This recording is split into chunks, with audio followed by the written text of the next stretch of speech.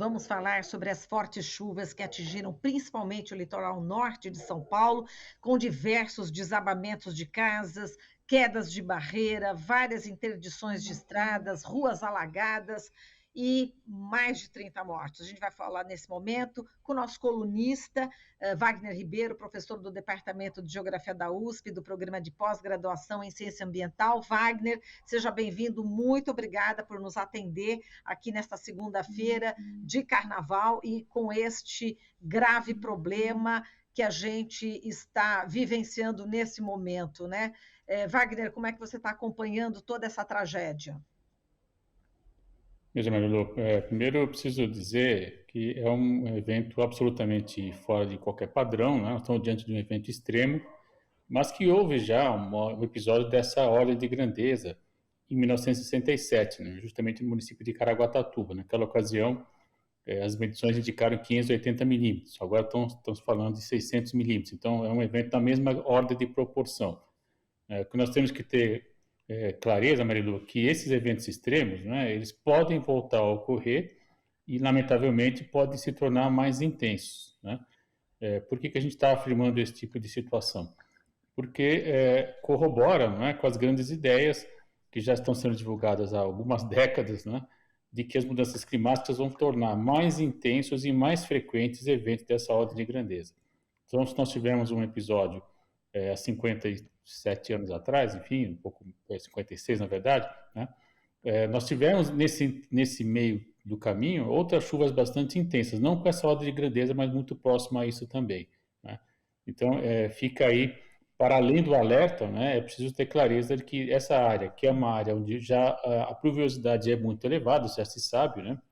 Nós temos chuvas intensas no litoral de São Paulo, litoral norte especialmente, juntando ali até o limite do litoral do Rio de Janeiro também, mesmo o sul de Minas é uma área de elevada pluviosidade, porém é preciso estar alerta de que realmente esses eventos com essa intensidade podem se tornar mais frequentes, e para isso é preciso então, tendo isso em mente, né, ter ações preventivas de adaptação, como a gente chama de as mudanças climáticas, para que a gente possa evitar essas mais de 30 mortes já registradas, infelizmente. Né? Então, não é algo inesperado, né? Mas também, ao mesmo tempo, é preciso ter clareza de que os municípios não estão preparados para chuva dessa ordem, em lugar, qualquer um deles, né, do litoral norte, está preparado para uma chuva dessa ordem. Então, é necessário, sim, começar a discutir com muita clareza, né, o que pode vir a ocorrer e ter um preparo, ter uma organização prévia, né, para evitar situações catastróficas como a gente está assistindo agora. Exato. Bom, enfim, e a gente pode falar também racismo ambiental, Wagner, já que as pessoas, né, que morreram são geralmente pessoas mais pobres, né? E a gente tem agora o Ministério do Meio Ambiente e Mudança do Clima. Então, se espera que esse novo governo tome as providências, como você acabou de sugerir.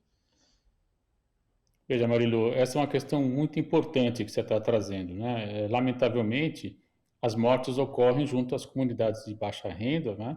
É, em geral pretos também, né? Por isso a ideia de racismo ambiental, como popularmente se chama, pelo menos no mundo acadêmico, né?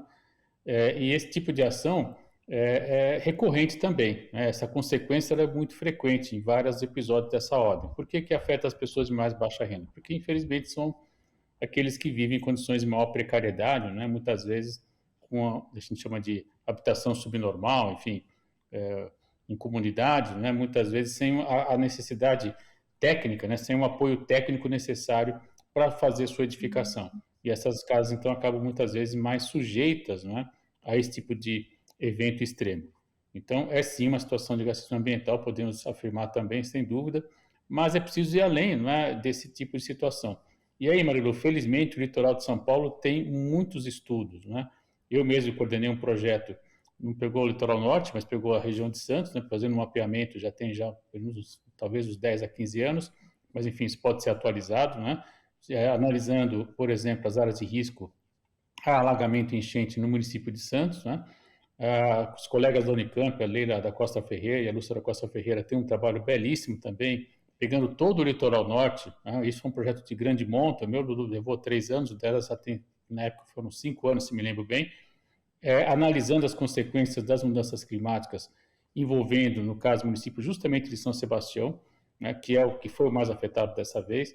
Então, existe sim conhecimento acumulado, Marilu, e possibilidades, né, de adaptação já desenhadas nesses projetos. O que a gente espera é que esse governo, diferente do que se encerrou, considere essas pesquisas, né, na tomada de decisão de ações necessárias e urgentes que devem ser implementadas para que a gente possa combater, não é, as consequências adversas desse evento climático extremo.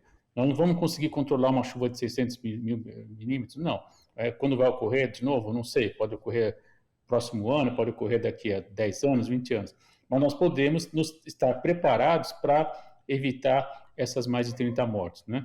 De que maneira? Eu tenho dito, Marilu, que o processo de adaptação às mudanças climáticas é uma excelente oportunidade do país começar a pagar as injustiças ambientais que nós temos. Então, nós podemos pensar no processo de adaptação à mudança do clima com reparação social. E isso é possível, sim, desde que tenha vontade política. Concordo que o Ministério do Meio Ambiente e Mudança Climática ele é um sinal fundamental, mas ele precisa ser acoplado, né? E aí o presidente Lula deve visitar, pelo menos foi anunciado hoje essa área, junto a outros ministérios, como o Ministério da Cidade, que vai cuidar das questões de habitação, né? Ao mesmo tempo, o desenvolvimento urbano e regional, para que possa ter um tipo de ação mais consequente e mais duradoura, né? Que possibilite introduzir uma infraestrutura que evite que essas casas simplesmente venham abaixo em situações de chuva extrema, como é o caso, né? Quando a gente vê as imagens, a gente fica muito desolado, evidentemente, mas não é nada surpreendente em termos do que pode vir a ocorrer, né? A cicatriz, quando a gente chama na mata, deixando claro os escorregamentos, mostra claramente que é uma situação natural, né, que ocorre em outras áreas também, mas quando você tem, infelizmente, população de baixa renda com habitação subnormal, infelizmente as mortes ocorrem. Então, é preciso evitar a presença dessas pessoas nessas áreas e dar condição de moradia adequada para que eles possam se estabelecer dos municípios, no caso, não foi só um afetado, agora o mais afetado, São Sebastião. Exato, onde teve o maior número de mortes, né? Agora, a gente já está no finalzinho, temos uma outra entrevistada já esperando, viu, Wagner? Mas só para a gente encerrar, é importante que as autoridades realmente utilizem esses estudos, né, acadêmicos, como você mencionou, para justamente elaborar políticas públicas, né, Wagner? Não há dúvida, Marilu. Nesse momento, a gente tem, eu diria, né, a obrigação de lembrar desses trabalhos, né? São trabalhos que foram apoiados com recurso público, né? Os resultados são públicos, estão aí difundidos em livros, artigos científicos, relatórios que são encaminhados para as entidades, no meu caso, o CNPq, que é o federal, da Leila, se me lembro bem, foi apoio da FAPESP, mas acredito que teve também a bolsa do CNPq. Eu orientei uma aluna, já tem mais de 20 anos, mas enfim, também fez um trabalho belíssimo sobre o litoral de São Paulo, associando a questão do patrimônio, presença de condomínios, enfim, há muito estudo, há muito trabalho interessante, né? E reunir esse material todo seria, do meu ponto de vista, muito importante para que a gente possa ter uma ação mais consequente, né, baseada na ciência, de modo a evitar que tragédias como essa, infelizmente, ceifem vidas. É isso que nós temos que batalhar agora para os próximos eventos.